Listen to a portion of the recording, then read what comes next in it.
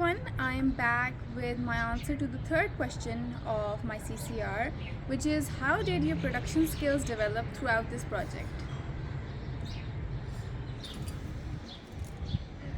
So the first thing I would like to say is that media studies as a subject has taught me a lot. And now that I'm done with my final project, I'm done with all my coursework, I can go back to the very beginning where it all started, where I had no idea what I had to do and what my way forward was. So I would like to take things back a bit when I started college in August, and I have actually watched myself grow since August last year when our classes started and I took media studies as a very new subject. Till now, I have watched myself potentially grow and change and improve. So, media has always been kind of a hobby for me. I have made videos and edits in the past, and I knew my way around editing softwares a bit. But obviously, not as well as I do now when I actually had to work towards something and I knew that my work will be put up in front of everyone. So, for this project, I had decided to work alone due to a few factors. I did have a few hiccups in the process because I wasn't at my own house and I was not in my comfort zone, but I decided to put up the very best I possibly could. So for me, because I had decided to work alone, I knew that I had to do everything on my own. Whether it be searching for actors, finding locations, handling the camera and equipment, buying the equipment or editing, and then of course putting up everything on my blog. There was a lot on my plate. And there was a certain vision in my head that I wanted to put up in front of everyone to see. At one point, I learned that changes were good and that if I shifted a bit from what I had thought of initially, it would not be a bad idea. It obviously took a bit of time to get to that point for me to finally accept that change was good, but once I got there, it was worth it. So the first thing that I had to do was that I had to scout for an actor and actress for my project, which proved to be really difficult because no one really put up what I wanted. And I've obviously learned that you cannot always receive exactly what's in your mind. So for that reason, I also changed a lot of my screenplay. But you'll see that I added a lot of things that weren't in my screenplay, and I had to change the locations as well because I was not getting the mood and tone I was going for. So coming back to it, while I was looking for the actors, I had to keep in mind that I wanted someone I could trust because I had to direct them and tell them exactly what to do. And it would not be easy if I didn't really know the person really well and wasn't familiar with them, or if they were just bad at taking orders. So for that very reason, I chose myself as the actress because I couldn't find anyone who was willing to act, and those who volunteered weren't probably doing what I was asking of them, and that was making the whole sequence lose its charm. It was a bit of a struggle, but I finally decided that I was going to do it myself. As for the actor, the mysterious stalker, I decided to cast my friend Ali Ibrahim. Since I was the director and producer and the one controlling everything, I knew that I had to work with a person who I could trust and who would not really be bothered by my constant orders of me trying to continuously make things right, because obviously you don't get something right the very first time. We had to do so many takes, like for example in the scene where I show the stalker with a softboard in front of him with a lot of pictures of the main female character on it, we had to shoot that scene about 30 times. As hard as it to believe, it actually was more than 30 times. And that can be a bit difficult for someone and with someone who you are not really familiar with. The second thing that I had a bit of a problem was the location. I had to scout for the location as well. So the location in my screenplay was supposed to be a park where the female character met the so-called friend who was actually the stalker. But once we reached the park, we did shoot, but I could not achieve the mood and tone that I wanted. So we decided to film it next to an abandoned cafe, which was even better because there was not a lot of people there and it really matched the vibe. And it really established the mood for the rest of the film. I think one of the most important things that contributes to the film is the equipment and how you use it. So I did not have my own camera and I could not borrow it from anybody as I didn't really know anyone who had a camera or a DSLR. So I decided to use my mother's Samsung Galaxy S22 Ultra, and it had a really good camera, but it worked better in natural lighting. And since I did not want my opening sequence to have a lot of bright or natural light, since that would be really warm, and I wanted more of a cold tone, I wanted my scenes to be shot in low lighting. But the camera of the mobile really struggled to pick up the video and the images, so it really gave out a grainy result.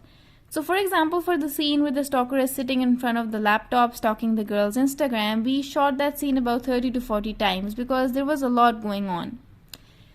When we opened the curtains, the lighting seemed very harsh and it would not match the mood, and the exposure was just way too much. And the camera really picked up that scene really well, and the result was a clear clip. But I did not want natural light in a scene like that, so I drew the curtains and turned on my ring light, and then decided to film the same scene again, and the result turned out way better. Even though I wanted a low lighting kind of a mood and very dark atmosphere, I obviously needed some form of lighting for the camera to deliver, and so we used a ring light for that very reason. And we saw that the camera worked just fine, and we got the tone and mood the way we wanted it without a lot of light. And that really made me happy, because after trying so hard and getting the result you wanted really does give you a sense of pride and accomplishment. The reason I decided to mention this whole ordeal of the shoot was to explain better how my production sense got really critical at this point. I wanted everything to be perfect, whereas in the past I would let a few things slide here and there. But at this point, I just wanted perfection. I also understood now that instead of focusing on the details and the clips separately, I had to keep in mind that this was going to be one whole project, and in the end, once all these clips are pieced together, the project turnout would be worth it, because I would not like the clips the way they were separately, and it really demotivated me and made me anxious. But then when I edited them together, they turned out way better, so I had to keep that in mind. One other point that I had to keep reminding myself was that it wasn't necessary that my final product would be exactly like the one I had in mind. That it was okay to sway from there, and I had to be more lenient and flexible towards it, and I had to accept the fact that the final product was going to be different than the one I imagined. Other than that, finding the perfect balance is also really hard. I remember that in a lot of scenes, sometimes the acting used to be a little tacky and the camera work was perfect, and where my camera work was shaky, the acting used to be amazing. But I had to find an equilibrium where the acting complemented the camera work. It took us a while for us to achieve those perfect master shots, but once we did, it really made the whole struggle worth it. So yes, for the camera work, I mostly used a tripod to keep the phone steady, because when I used the built-in stabilization in the camera app, then the film would get really grainy and really dark.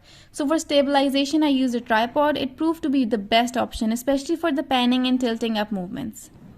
Other than that, I don't think a lot of shots were freehand, because it would not give out the seamless, flawless result that I wanted. And like I've said before, I wanted to work in low lighting, and since most of the scenes of my opening sequence were indoors to show my actress in her own element at her own house, going about her daily life, I figured that where my camera lacked the substance I wanted, I would make it up with my editing.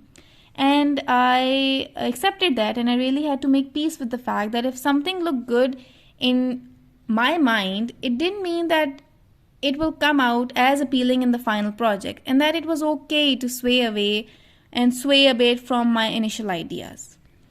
So I think experimentation is where it all lies. I think that as you go about shooting for your scenes, skills start getting better, and I would say that the journey from my preliminaries to the final project was quite bumpy yet an enjoyable ride, and I started getting better at just about everything, whether it be working with the camera or understanding shots or angles or understanding how editing works.